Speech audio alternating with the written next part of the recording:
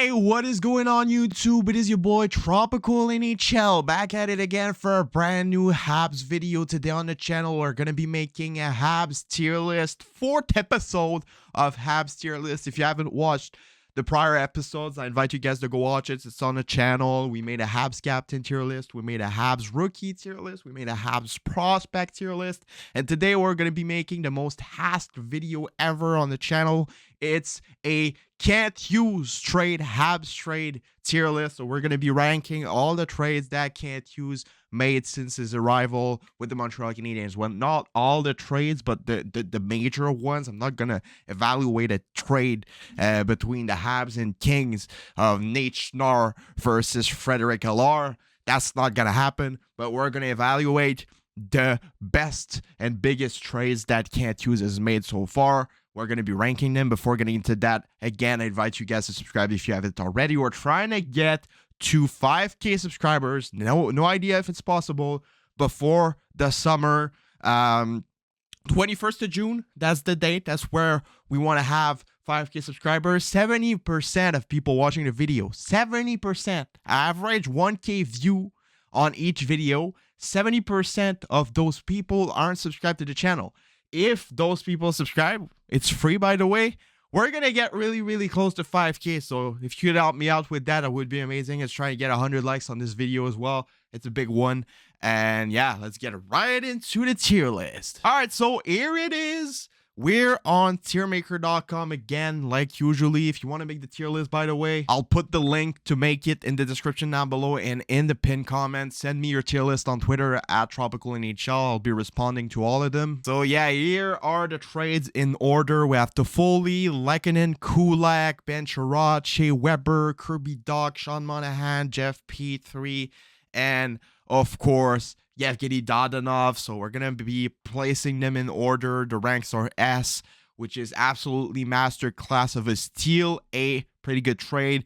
B, win-win. B is a win-win. C, you're like, all right, the Habs might have lost that one. And D is completely terrible. Yeah, don't forget to give me your opinion about how I did in the comments below as well. That would be amazing. So yeah, first one is Tyler Toffoli. I got really mad when Tyler Toffoli got traded away. He's been one of my favorite players in the NHL since he was in the NHL playing with the LA Kings. I was a big fan when he was in Vancouver as well, and I was really happy when he signed with the Canadiens. He was my guy.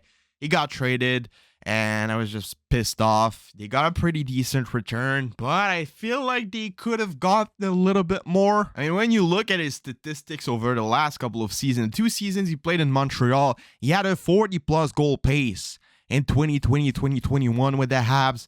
Almost a point per game pace the year after, even though he had a lot of injuries with the Flames. He's been doing good as well. Almost a point per game this year, 34 goals, 73 points. I mean, this guy is in his prime right now, and he's been the best player on the Calgary Flames since he got there.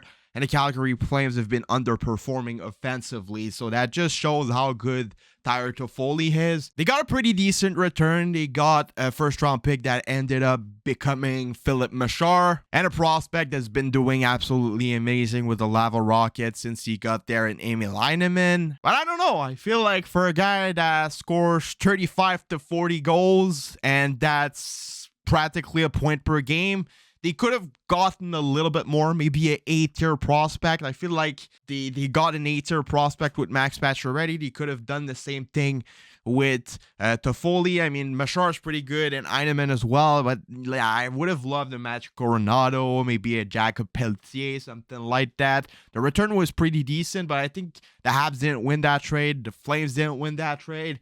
It was a win-win situation for both teams. So for that reason and that purpose, as of right now, things can still change. I mean, the 2 prospects the Habs got haven't played yet in the NHL. I'm going to be placing this trade at the B tier. Next one is a one that a lot of people say the Habs have lost, and it's the Archery Lehkonen trade. He went to the Colorado Avalanche in exchange of the prospect on defense, Justin Barron. Justin Barron played a lot of games with the Canadiens since then. Archery Lehkonen won the Stanley Cup. He scored the game-winning goal for his Stanley Cup and for the Western Conference Final. He is a clutch player. He's a big part of that Stanley Cup playoff run that the Colorado Avalanche did. And yeah, I think that Lehkonen got his true potential out with the Colorado Avalanche. He's been a far, far better player than he was in Montreal. In Montreal, he was more of a PK shutdown player, not scoring goals, not getting that much points, but now he's doing both of those things with the Colorado Avalanche. He's scoring more goals, getting more points. He's still playing on the PK, shutting down opponents. So definitely the Colorado Avalanche got a really, really good player in Archery Lehkonen. But the Canadiens did not get fleeced on that one. I've seen a lot of people saying they got fleeced.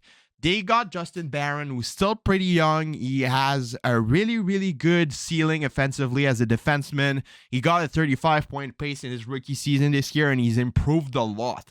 So, as of right now, yes, the Colorado Avalanche won that trade. Maybe the Canadiens could have gotten a little bit more for Archery Lehkonen. At least right now, he's probably has a bigger value than when the Canadiens traded him. But I think that the Canadiens still got a pretty good return in Justin Barron. He's going to be an excellent defenseman for the future. And even Sidney Crosby said it, you don't trade prospects like Justin Barron. So for that reason, I'm going to place this trade as well at the B tier, a little bit under Tyler Toffoli, because I feel like, yeah, there's a little something like missing in the trade. But Justin Barron is still a really, really good return for the Habs. Next one is the Brett Kulak trade. And you're going to be like, bro, what are you talking about? That is not a big trade. And we've talked about it in a video. The Brett Kulak trade is actually a flippin' masterclass. The Canadiens traded Brett Kulak to the Edmonton Oilers for a couple of picks. And in those couple of picks, there was a second-round pick. And that second-round pick ended up being Lane Hutson. So basically, the Canadiens traded Brett Kulak for Lane Hutson. That's crazy, man. That's crazy to think about. Lane Hutson, best freshman season in a long time in the NCAA. Probably best defenseman since Kel McCarr in the NCAA. He broke Ryan Leach's record. We've talked about him multiple times on the channel. And the Habs got him with the second-round pick they got in exchange of Brett Kulak. That's crazy. And just because of that, I think I kind of have no choice to place that trade at the S tier, man. That's a freaking masterclass. Trading up a defenseman like Brett Kulak for Lane Hutson, that's probably going to be a 60-plus point defenseman in his prime. That's completely crazy. Completely crazy. The next one is another masterclass, man. Another masterclass by Hughes. Montreal Canadiens traded Ben Sherratt to the Florida Panthers in exchange of Thais Milanic and a first-round pick in the 2023 NHL draft, unprotected. The pick was in the lottery talks at some point during the season. The Florida Panthers completely overpaid for a one playoff run of Ben Sherratt. One playoff run of Ben Sherratt. That's crazy. One first-round pick, unprotected. That was in lottery conversation at some point. Unfortunately for us, the Panthers made the comeback and they made the playoffs. But still, they're going to lose in 5 most likely tonight against the Boston Bruins. And we're going to get the 17th overall. And there's a lot of good players like Gabriel Perreault, which we talked about earlier today on the other video, who's probably going to be available in that spot. So, yeah. Only thing I'm going to do is bang. Imagine trading Ben Sherratt for one playoff round in exchange of a first-round pick unprotected in the best draft of the decade. That's crazy. Masterclass by Hughes. I have no choice to put it at the S tier. Next trade is a trade that's not as impactful as the other ones, but still, it was a pretty good one in my opinion. Shea Weber, well, the contract of Shea Weber got traded away to the Vegas Golden Knights in exchange of Yevgeny Dodonov. They got rid of Shea Weber, and they acquired some value as a player for a player that was becoming a UFA, and that could have been traded for some good draft picks or prospects. And we all know the rest. They traded up Dadonov for Guryanov. So they basically flipped out Shea Weber's contract since he can't play ever in the NHL for a young promising player that could have developed into something good. So yeah, really, really good asset management by Hughes. Really, really good assessment of the value of what was going on around the league. So I have no choice to put that trade at the A tier, man. It was not as impactful as those two, but it was pretty good, man. They got a better return in the Toffoli and Lehkonen trade, but for the management of the value and the asset management, I kind of have to place it at the A tier. They flipped a player that will never play again in the NHL for Denis Gurianov, which is really, really impressive. Next one is the Kirby Dach trade. They traded up Alexander Romanov to the New York Islanders for their first-round pick, 13th overall, and they flipped that 13th overall to the Chicago Blackhawks in exchange of Kirby Dach.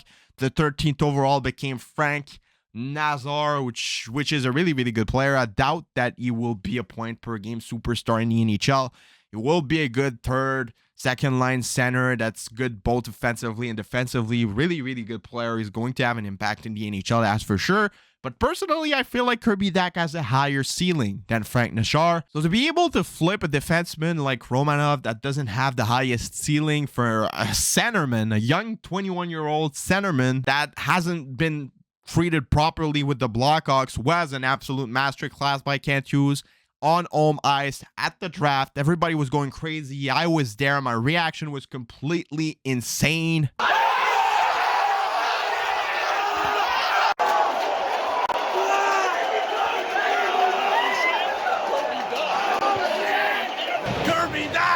So yeah, for the story behind the trade and the fact that, yeah, Kirby Dach is going to be a really, really impactful player for the Habs in the future, I have to place this at the S tier as well. It's pretty fair to say that Kent Hughes is pretty good making trades, man. Next one is the Sean Monahan trade.